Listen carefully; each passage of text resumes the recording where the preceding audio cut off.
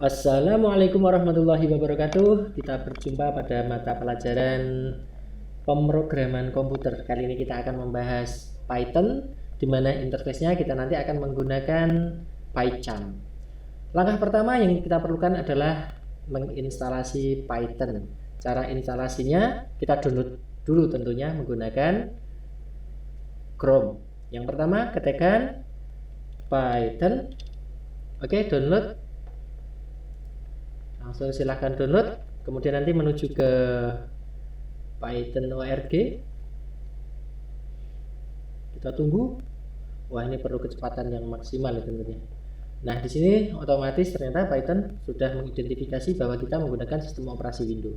Langsung saja kita klik Python 392. Kita download. Kita tunggu ya kurang lebih 1 menit. Sambil menunggu download Python, berikutnya kita cari yang kedua yaitu PyCharm. Di mana PyCharm? Ketikkan PyCharm. Enter. Ya. Di sini ada situsnya JetBrains. Langsung saja kita menuju ke downloadnya. Ingat, jadi kita tutup saja. Ini ada cookies, IP address dan lain sebagainya. Kita tidak memerlukan. Yang kita perlukan di sini adalah PyCharm yang versi community. Kenapa versi community? Karena di sini adalah versi yang gratisan. Apa maksud gratisan? Ya, karena kita akan menggunakan untuk versi pendidikan atau yang halal sajalah. Kalau yang profesional ini biasanya hanya trial 30 hari. Tetapi untuk yang PyCharm profesional ini kita bisa selain menggunakan Python, di sini juga kita menggunakan HTML, JS, SQL support dan lain sebagainya. Oke, untuk dasar pemrograman kita akan menggunakan yang murni Python development. Kita download. Kita tunggu ya, ternyata yang Python tadi sudah selesai ya. Dan yang ini PyCharm-nya sedang melakukan proses pengunduhan. Kita masuk ke Python, di manakah letaknya tadi? Kita di sini ya. Show folder. Ya, ternyata ada di sini. Langsung kita instalasikan dengan cara klik kanan, run as administrator. Ya, oh yes aja. Kemudian ini saya minimize dulu nanti biar terlihat jelas seperti apa prosesnya. Ada dua pilihan ya. Ada install now. Nah, tunggu dulu sebelum kita menggunakan install now. Di sini ada beberapa pilihan. Add Python 39 to pad. Maksudnya apa? Nanti ketika kita mau menjalankan kode program yang telah kita buat, kemudian langsung double klik. Nah, nanti akan langsung memanggil program dari Python ini. Langsung install now. Kita tunggu prosesnya. Wah, ini karena ada sistem NOS di komputer yang saya miliki, ini cepat sekali downloadnya. Ya, padahal cuma sedikit sih filenya. Itulah enaknya dan kelebihannya kenapa Python sekarang maju pesat begitu ya. Oke, nggak lama kan? Nggak. Kalau kelamaan jangan lupa ngopi dulu ya. Baik, sebentar lagi selesai. Ayo. Wah, nggak sabaran ini. Itulah kalau orang IT itu hebatnya seperti itu, hanya berapa detik aja nggak sabar. Oke. Setelah itu, nah di sini ada namanya setup sudah selesai, sudah rampung begitu ya. Di sini ada disable path length limit. Maksudnya apa?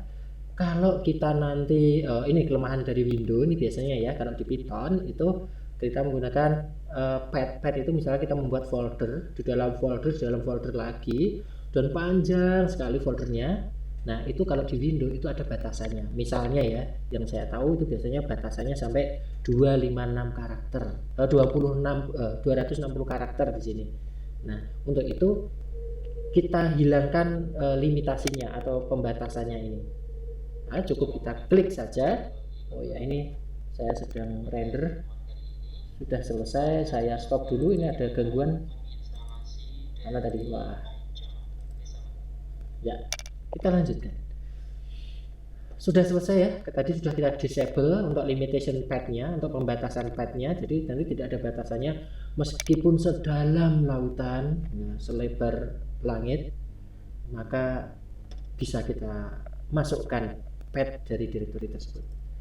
Terus sekarang di dalam komputer kita sudah terinstall yaitu Python. Cara ngeceknya bagaimana? Nah, ini yang menarik. Kan tidak terjadi apa-apa nih di dalam komputer kita.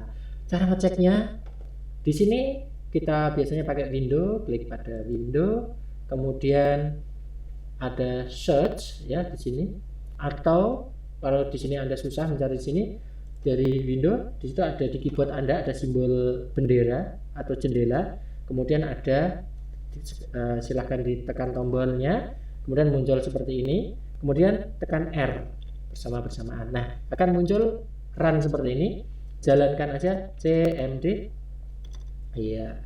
Nah, kalau sudah, nanti kita akan masuk seperti ini ya, kurang lebihnya ada user system. Ini adalah dalam bentuk command prompt dari window. Kemudian kita coba apakah sudah masuk. Caranya ketikkan python min version.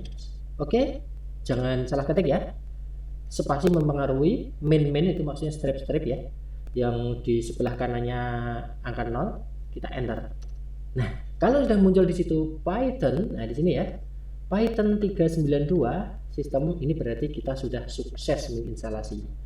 Nah, karena ini sifatnya tidak terlihat, maka untuk memperlihatkan kode program kita kemudian menjalankan dan seterusnya, maka diperlukan sebuah interface. Interface-nya seperti apa? Nah, interface itulah yang disebut dengan PyCharm. Oke, kita exit. Kita masuk ke browser yang tadi sudah kita minimize. Kita masuk ke PyCharm, klik sini show in folder seperti tadi, sama klik kanan run as administrator. Kita tunggu sebentar, nanti akan tundung. Nah, yes saja, pokoknya yes. Kemudian saya minimize biar terlihat. Nah, welcome to PyCharm Community Edition Setup. Next, sekarang kita diminta untuk dimanakah letak instalasinya, di foldernya mana. Kalau Anda ingin merubah-rubahnya silahkan dirubah di sini ya, misalnya di drive mana dan seterusnya. Kalau saya kebetulan di sini belum ada, ya langsung saja di tempat yang sama di sini, langsung saya next. Nah, ada beberapa pilihan. Ini ada installation optionnya, ada misalkan milih yang 64-bit launcher, kemudian ada add open folder as project, kemudian ada create association.py, kemudian di sini ada launcher dir2pad. Centang aja semuanya ya, centang aja semuanya. Maksudnya apa? Saya jelaskan satu persatu. Yang pertama, kalau nanti kita misalkan kebetulan di komputer kita menggunakan 64-bit, maka dia bisa langsung jalan. Kalau misalkan menggunakan 32-bit, dia akan membentuk launcher atau peluncur yang dalam bentuk 64-bit. Kemudian kita untuk mengupdate folder yang kita miliki ketika kita membuat proyek kemudian menyimpannya di mana, akan selalu terupdate dan terbaca di dalam, misalkan kita mau membuka PyCharm-nya, akan ditampilkan pilihannya atau di recent dokumennya. Kemudian di sini ada create association. Setiap program yang kita buat nanti berekstensi py, bukan py ya, bukan iwak py, bukan gitu, tapi py Python. Nah, di sini centang aja py-nya ya. Kemudian add launcher dir to the path. Nah, ketika kita nanti meluncurkan dari program yang kita buat, kita simpan di sana, kita double klik, langsung otomatis gitu ya, otomatis ke directory terakhir di mana kita menyimpannya. Oke, next langsung. Nah, di sini menu di dalam folder ini maksudnya ya, start menu foldernya. Nah, di sini nanti munculnya apa nih? Bebas, mau ditulis standarnya JetBrains boleh, PyCharm boleh, monggo. Kalau saya tetap aja JetBrains, kasihan karena perusahaan ini namanya JetBrains, udah buat susah-susah ya, kita hormati dengan cara menuliskan nama dia di situ. Oke, lanjut install saja. Ya, kita tunggu. Oh iya, kita ingin tahu yang diinstal apa saja sih, kita bisa show detail. Tapi buat apa sih? Ya buat dibaca-baca aja mungkin ya. Terlalu cepat, sama aja nggak terlihat. Ya sama aja bohong gitu. Oke, kita tunggu. Harap-harap cemas itu. Yuk, cepet kurang sebentar lagi yuk. Wah, ini kayak komentator sepak bola. Ayo sedikit lagi, gol. Belum gol. Masih berapa persen? 70%, kurang 30% lagi. Sabar. Oke, udah usah ngambil kopi karena sebentar lagi udah selesai.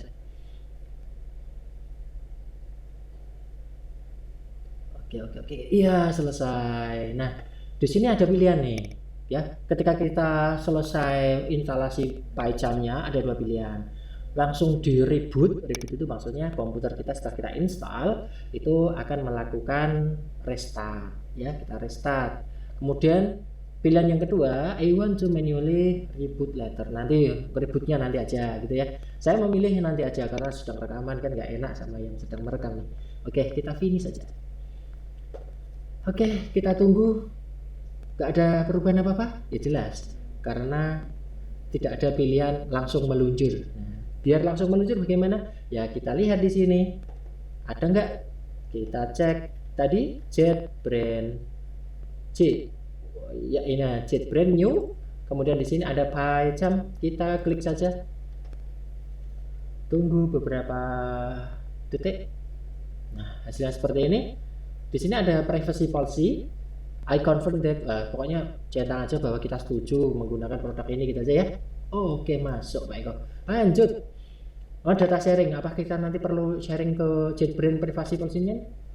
Don't send aja kalau saya. Nggak usah tak kirim, repoti gitu ya. Oke. Nih. Kita tunggu beberapa saat. Seperti apa JetBrains? Wah, nggak sabar nih. Ya, seperti inilah tampilan awal dari proyek JetBrains. Pertama kita membuat sebuah proyek. Nah, nanti ada membuka proyek, misalkan yang sudah kita buat gitu ya. Pertama tentunya kita new proyek. Pertama lokasi proyeknya nanti akan kita simpan di mana, kita tentukan dulu location-nya ya. Jangan lupa. Misalnya ini kita tentukan Python proyek kita, misalnya saya masukkan di D, kemudian saya buat misalnya di sini tambahan pemrograman komputer gitu. Salah nulis, maaf. Komputer. Oke.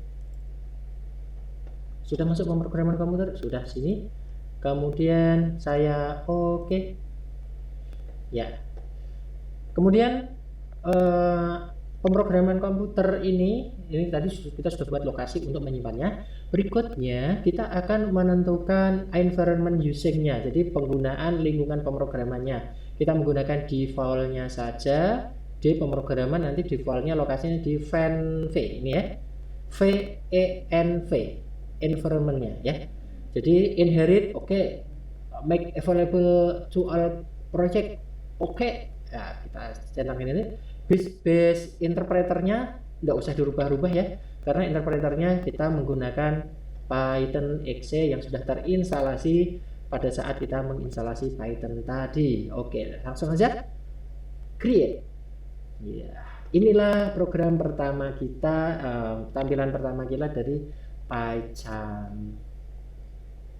Nah, ini ada contoh-contoh, ini ada apa namanya, tip gitu ya, tipnya, tip of the day. Tidak usah ditampilkan, langsung aja close. Ya, kita tunggu updating interpreter path dan lain sebagainya. Nah, ini adalah tampilan pemrograman yang kita miliki. Tampilannya tampak seperti ini. Perhatikan proyeknya di sini, nama proyeknya adalah pemrograman komputer. Kemudian nanti lingkungan environment-nya namanya venv, library root-nya nanti masuk ke sini. Kemudian program-program kita nanti di main.py.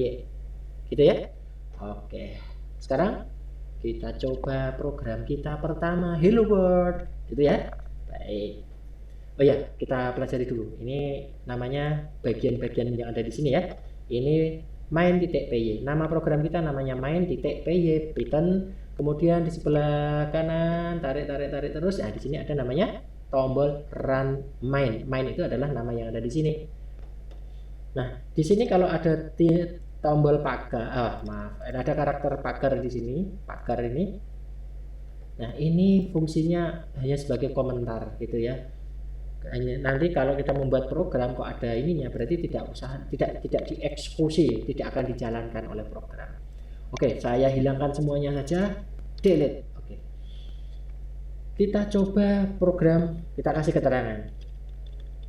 Program pertama saya. Oke, program pertama saya hello world print. Nah, itu enaknya itu ya. Kalau di Python itu ingin menampilkan cukup print hello world. Wah, ya kebalik. Tipe nih. Nah, seperti ini. Ya, apakah sudah jadi? Anggap aja sudah. Memang seperti ini. Selesai. Nah, oh, enggak usah. Oke. Sekarang program kita ini kita jalankan. Di manakah letak jalannya nanti? Nanti kita jalankan dulu, yang penting run. Nah, di sini akan muncul hello world. Ya. Ini ada main, run, dan seterusnya. Oke, saya rasa cukup untuk pertemuan kali ini. Kita sudah membuat program pertama kita yang sangat sederhana dan tidak perlu setting babi bu. Nah, pada pertemuan sebelumnya kita sudah mempelajari bagaimana instalasi Visual Studio Code, di mana tetap menggunakan Python, tetapi untuk interface-nya kita menggunakan Visual Studio Code. Di sana perlu setting, perlu download dan lain sebagainya. Saya rasa sangat memakan waktu. Nah, untuk PyCharm ini langsung pakai gitu ya. Oke.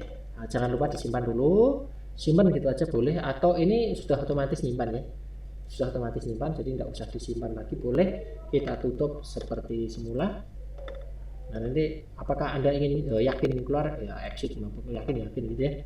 Oke, saya rasa cukup untuk pertemuan kita kali ini.